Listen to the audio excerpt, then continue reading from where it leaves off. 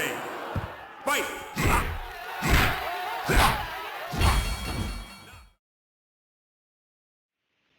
Hey everybody, welcome back to Video Game Esoteric series, the Unported playlist, where I take a look at some of my favorite unported arcade games of all time. And if you can't tell already, today you did click on the thumbnail after all. We're playing Buriki One on the Hyper Neo Geo 64, and when I say this might be the biggest hidden gem in the fighting game genre ever made, I 100% mean it. Buriki One is so unique, so novel, and does things with the fighting game genre that you've never seen before. It is absolutely, in my opinion, 100% a must-play. And yes, I featured this on the channel over 3 years ago playing on real Hyper Neo Geo 64 hardware, but now that the Hyper Neo Geo 64 emulation in MAME is basically perfect, we are in a situation where you can actually sit down and play a game that just like a year ago would require real hardware to actually enjoy. And that is amazing because I am excited that now the game I'm always advocating for on the channel can actually be enjoyed by anyone who wants to play it versus someone like me who has the actual hardware in his collection.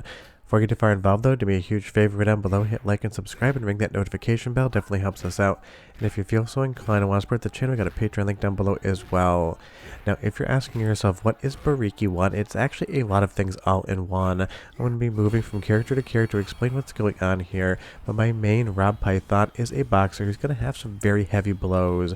This is a full 3D fighting game, but it plays completely different than any other fighting game you played before, but I think SNK was 100% onto something when they made this game. But moving over to Hayden here, the professional wrestler in this game, it has a completely different vibe and feel depending on what martial art or fighting technique your character actually uses, because you're going to see boxing, wrestling, tai chi, karate, and everything in between. So depending on what character you decide to learn, Buriki One is going to feel like a completely different game in all of the best ways. Yes, the actual underlying engine is going to be the same, and I'll get into detail on how that works in just a moment, but learning every single character and understanding their fighting technique is going to be paramount, and it really makes Buriki One feel like a dozen different types of fighting games all at once. Now the most unique thing about Buriki One that if you just saw a photo of it would confuse the hell out of you, but in practice absolutely works, is the fact that the buttons are going to move forward and backwards, and you're going to input every single move with the actual joystick. It is the reverse of every other fighting game you've ever played before, but trust me, in practice it absolutely works when you get your head wrapped around it, and it really only takes a minute or two. The best part about it, other than the fact that it's a unique input system, is that when you really hit that arcade stick, when you throw some pressure into it, you can feel the impact of what would be a strike in the game. And if you keep second system on, something I do recommend when you're learning the game will actually give you some prompts as to how to get different combos in, because you're not inputting combos like you would in a traditional fighting game, 2D or 3D. You're using different flicks of the stick and holds as well as the way you move it and how fast you move it to get different moves and combos out. It takes a little bit longer to learn than a traditional fighting game, but it 100% works when you get the hang of it. And being able to absolutely just decimate one of our opponents here and put them into a headlock, it is just a fun time in gaming. Now again, the number of characters you have here, really you can decide who you want to play as. You just basically have to try them all out and understand a fighting technique that you like. And as a two-player game, this is even more interesting because you can have someone like Rob Python, a boxer, up against a sumo wrestler, and trying to play against your friends and understand how to have that fight is as much fun as the fight in and of itself. There is a lot of strategy, there's a lot of pick and poke movement, there is a lot of wind up here because to get that haymaker you have to drop back against the stick, against the direction of where your opponent is, hold it for a moment, and then throw it back towards them. It really does feel like you are winding up and throwing a punch about as close as you can in real life just by that arcade stick. But as we move over to the sumo wrestler now, the game plays completely differently. It's slow, it's methodical, you're able to grapple and do knockdowns, but you really have a lot of damage in your strikes, but they take a long time to actually throw, because even though sumo wrestlers are definite impressive athletes and can move fast, their momentum definitely has a little bit more of a charge-up technique. That's one of those things, everyone always thinks sumo wrestlers maybe aren't the best athletes because they are big, but they are incredible in real life, I've seen it. But it's soundtrack sample 1 right now, and I'll be right back with a lot more.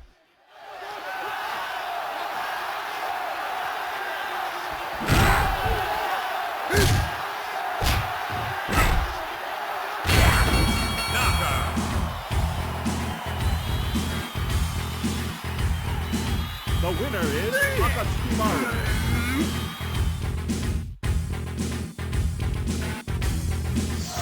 Akatsukimaru. versus Sokolov. Ready, fight!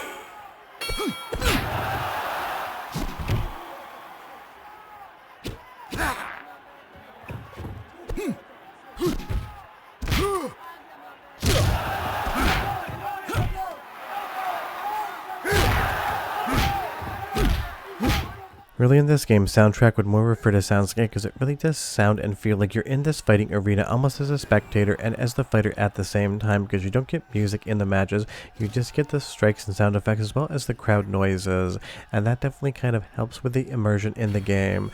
But like I said, this is just to me a straight up hidden gem that if I had my wish, every single one of you watching would play at least once to better understand what it is doing, because even though the Hyper Neo Geo 64 was a failure on the hardware front and none of the games caught on, Buriki One absolutely deserved to get a huge following, because honestly it did things with fighting games in an era where it needed innovation that no one else was doing, and that is why there are still a few tournaments in Japan today. I've talked to someone who's gone to them where they actually play Buriki One competitively, because the people that love the game absolutely love it, and they could probably absolutely destroy me, even though for the longest time I was maybe one of the few owners in the US that even had a cartridge for this game.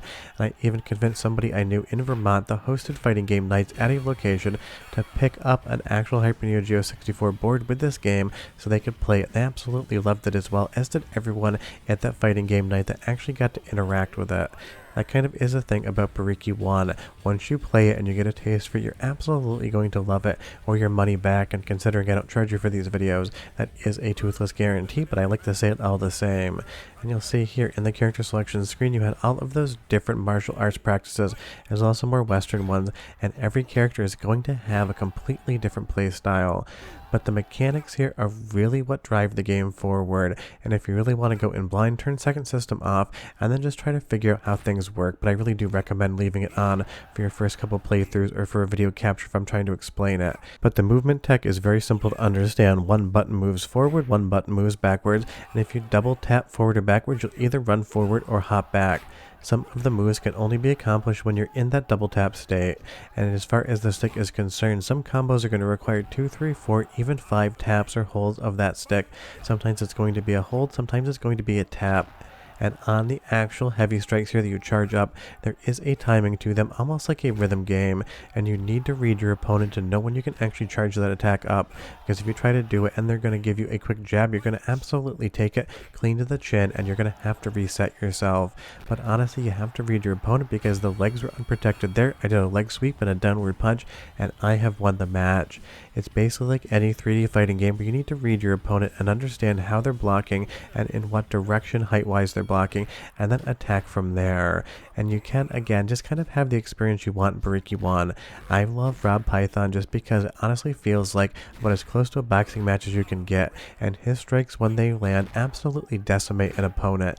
It's just one of those things. You can decide what character you want to play as and what kind of pace and speed you want in a round of Buriki One. But a soundtrack sample 2 time or soundscape sample 2 time, and I'll be right back.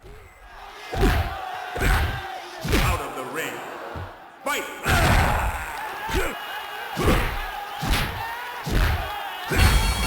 Knockout!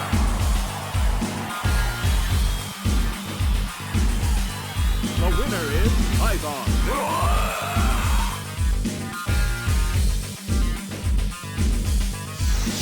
Python versus Bill. Ready? Fight!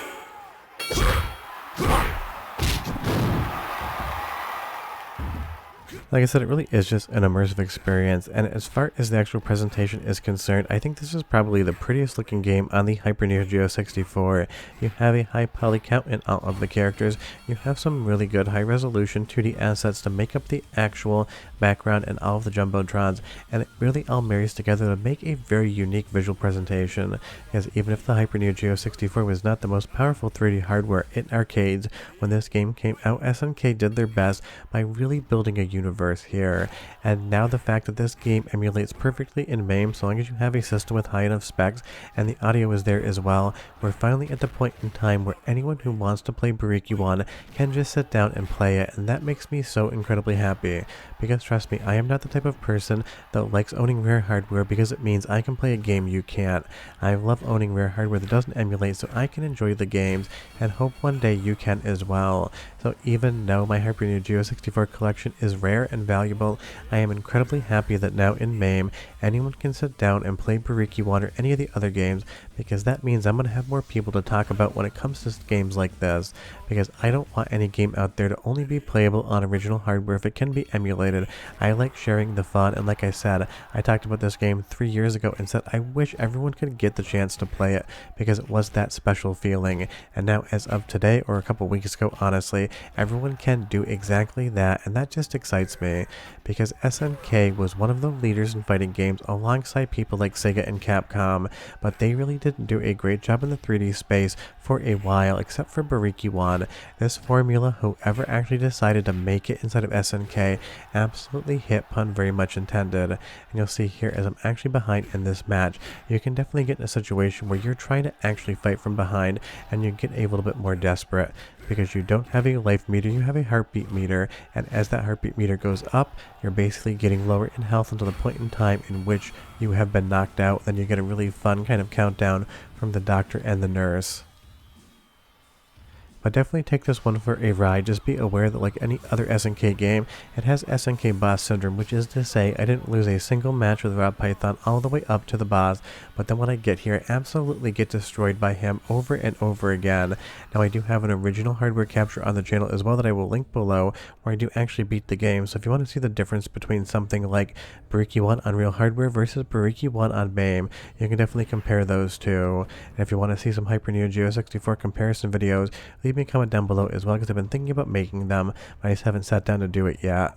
But honestly, play this game, do me that favor, give it a shot, give it 10-15 minutes, try to understand the movement tech, and if you have an arcade stick, definitely use that, because having the large stick for the commands makes the impacts feel that much closer, that much more realistic, and that much more impactful, for lack of a better term.